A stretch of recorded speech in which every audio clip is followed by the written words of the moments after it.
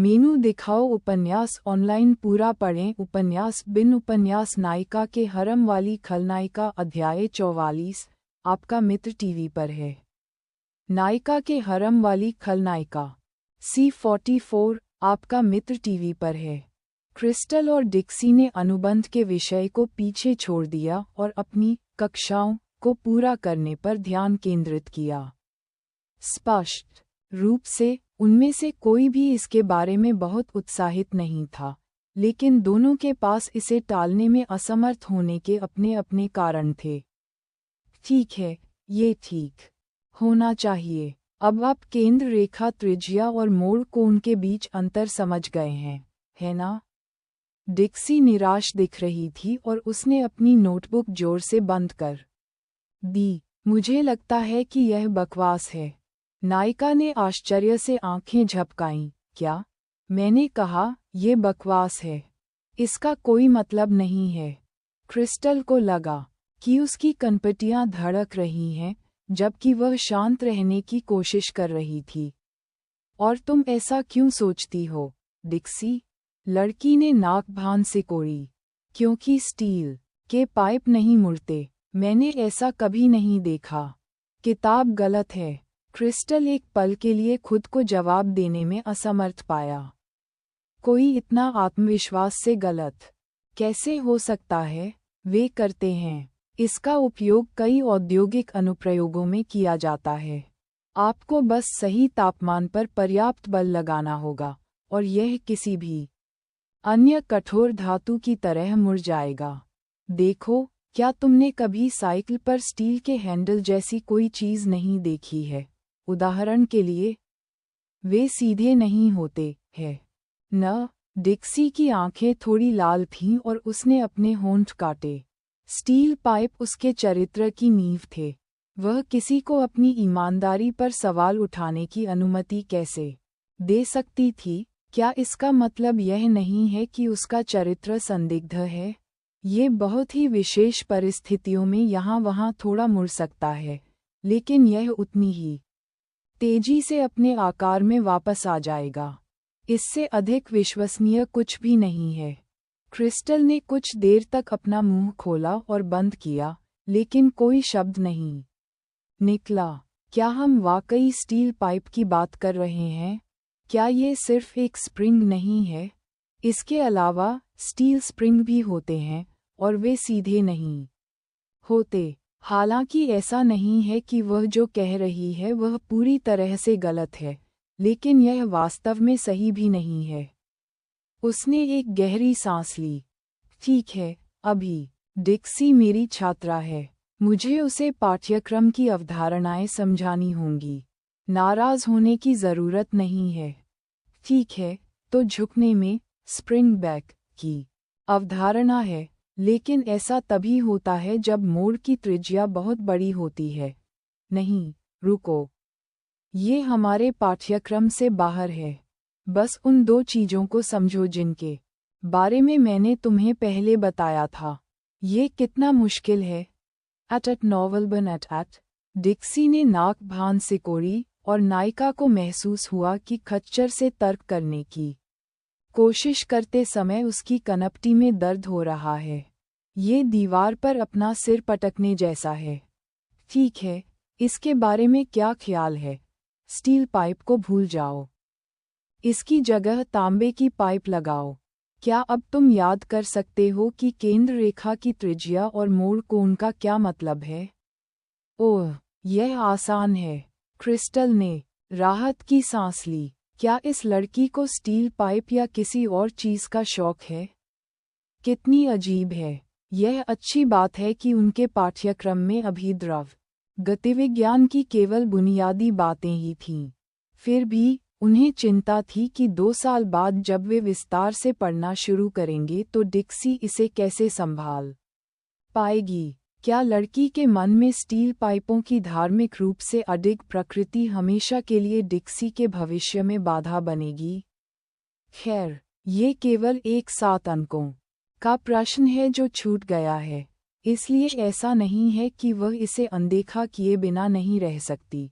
लेकिन हाँ, अभी इसके बारे में ज़्यादा चिंता नहीं करनी चाहिए। उसकी माँ के आने से उनकी पढ़ाई बाधित हो गई।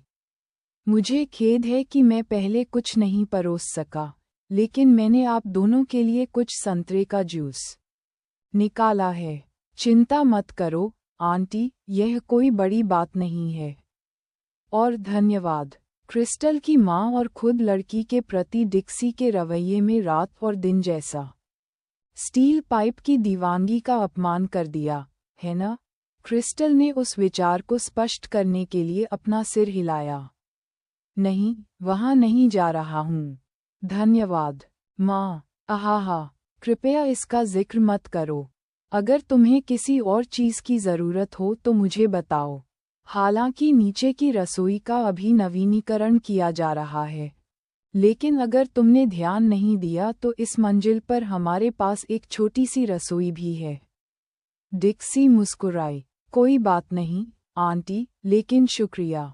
नायिका की माँ ने आह भरी। मुझे धन्यवाद मत कहो, मुझे तो तुम्हें धन्यवाद कहना चाहिए।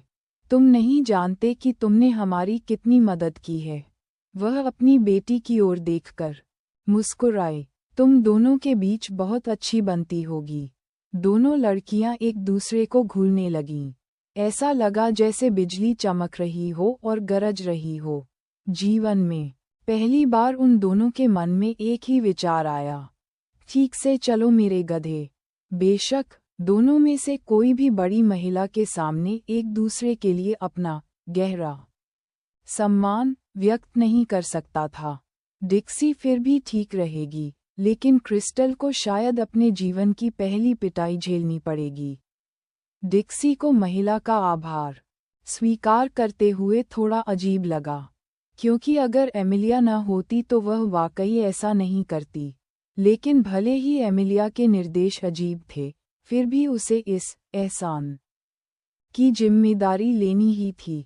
मैंने कुछ नहीं किया आंटी। माँ ने मुझसे बस इतना पूछा कि मैं कहाँ गया था, और मैंने उन्हें बताया कि मैं एक दोस्त के घर गया था। जब उन्हें इस जगह के बारे में पता चला, तो उन्हें लगा कि यह उनकी अगली शाखा के लिए एकदम सही रहेगा, स्थान और बुनियादी ढांचे दोनों के मामले में। यह स्पष्ट है कि वास्तव में ऐसा नहीं हुआ था, लेकिन डिक्सी नहीं चाहती थी कि क्रिस्टल की माँ ऋणी महसूस करे। नायिका के प्रति उसके रवैये के बावजूद मध्यम आयु वर्ग की महिला खुद और एमिली दोनों के लिए बहुत अच्छी थी, और डिक्सी को उम्मीद थी कि उसे मन की शांति मिलेगी और वह बेहतर जीवन जी सकेगी। ओह, मुझे लगता है कि हम वाकई बहुत भाग्यशाली थे। लेकिन फिर भी अपनी माँ को बता देना कि मैं इस अवसर के लिए बहुत आभारी हूँ, ठीक है? डिक्सी ने अपना सिर खुजलाया। मैं आऊँगा। हालांकि वह शायद बहुत जल्द ही आ जाएगी। माँ हर चीज़ का व्यक्तिगत रूप से निरीक्षण करने में बहुत सक्रिय है, इसलिए आपको उससे मिलने में ज़्यादा समय नहीं लगेगा। ओह, तो फिर मैं इंतजार नहीं कर सकता। महिला के खुशमिजाज मूड को देखते हुए डिक्सी ने अपने होंठ काटे और उसे उसकी माँ से सावधान रहने की चेतावनी न देने का फैसला किया। वैसे भी भले ही उसकी माँ एक जानवर हो, वह इस टोफू दिल वाली महिला को नहीं फाड़ेगी, है ना? इसके अलावा शायद उसकी माँ उससे कहीं ज्यादा दयालु थी जितना उसने सोचा था। आखिरकार उसने अनुबंध को सामान्य से कहीं ज्यादा उदार बना दिया। यदि वह जानती कि उसकी माँ चाहती थी कि एमिलिया उसकी बेटी के प्रति अधिक ऋणी महसूस करे, तो एमिलिया के सदैव वफादार शूरवीर की प्रतिक्रिया की कल्पना की जा सकती थी। क्या तुम लड़कियों को कोई आपत्ति है अगर मैं वहाँ टीवी देखूं? बेशक, मैं उसे म्यूट कर दूंगा। बिल्कुल नहीं, माँ। वैसे भी हम इसे यहाँ से नहीं देख सकते, इसलिए आगे बढ़ो। आंटी वॉल्यूम भी बढ़ा सकती हैं।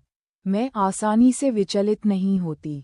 क्रिस्टल की माँ मुस्कुराई। जब से वे दोनों लड़कियां उसके रेस्तरां में आई थीं, ऐसा लग रहा था जैसे उसकी जिंदगी नर्क से सीधे स्वर्ग में पहुंच गई हो।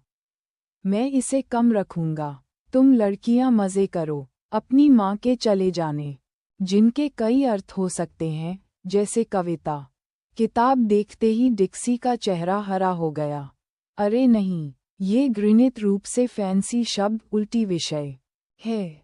स्पष्टतः वह कविता की बहुत बड़ी प्रशंसक नहीं थी। हालांकि जैसे ही उसकी यातना शुरू होने वाली थी, वे दोनों श्रीमती मिलर की स्पष्ट रूप से उत्तेजित चीख से चौंक गए।